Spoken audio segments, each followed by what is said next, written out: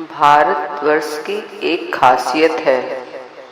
यहाँ एक अजीब बात दिखती है कि गरीब लोगों के चेहरे पर संतोष की मुस्कान दिखाई देती है। किसी सब्जी वाले या रिक्शा वाले से पूछो हाल कैसा है, तो आपको जवाब मिलेगा भगवान की दया से सब अच्छा चल रहा है, सब ठीक है। ये किस बात पर मुस्कुराते हैं? इनसे सब ठीक का दायरा क्या होता है? कोई जाकर इनके घर और सामान असबाब को देखे तो अचंभित होगा कि इन हालात में ये मुस्कान कहाँ से आती है।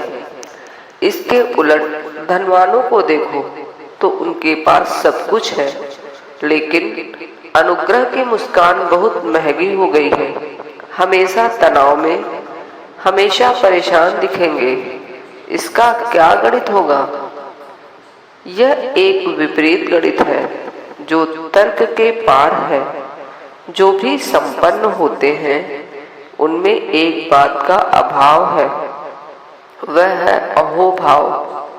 आदमी जितना पढ़ा लिखा काम में कुशल होता है, उतना ही उसका अहोभाव कम हो जाता है, क्योंकि उसमें अहंकार बढ़ता जाता है।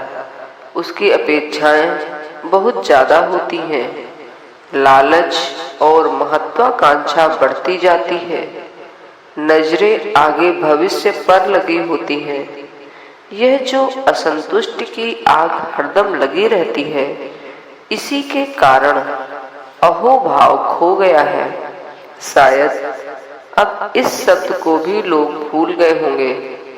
लोग एक अजीब से रेगिस्तान में खो गए लगते हैं, हृदय का रेगिस्तान। इसी हृदय में भाव और भक्ति का उद्गम होता है। साधारण वासना उसी को देखती है जो आपके पास नहीं है। भक्ति उल्टी स्थिति में है, वह उसे देखती है जो आपके पास है। अगर उसी को देखते रहो जो आपके पास नहीं है, तो आप सदा पीड़ित रहेंगे। लाख रुपए आपके पास है, उनको आप नहीं देखते। अरबों खरबों जो आपके पास नहीं है, उनको देखते हैं जो नहीं है। वह खलता है, कांटे की तरह चुभता है। जो है, अगर उसको देखें तो अहोभाव पैदा होता है। जरा आंख खोल कर देखें तो इतना दिया अस्तित्व ने कि आप सिवाय धन्यवाद के और क्या कर सकोगे।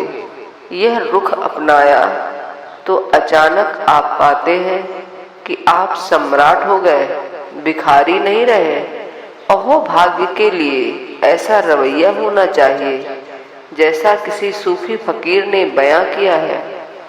दिल दिया, दर्द में लज्जत दी है। मेरे अल्लाह ने क्या क्या मुझे दौलत दी है। पीड़ा में भी एक मिठास है। भक्त के लिए सुख की तो छोड़ो, दुख में भी एक गहराई है। वह भक्त को दिखाई पड़ती है। स्वर्ग की तो छोड़ो, नरक में भी एक सौंदर्य है।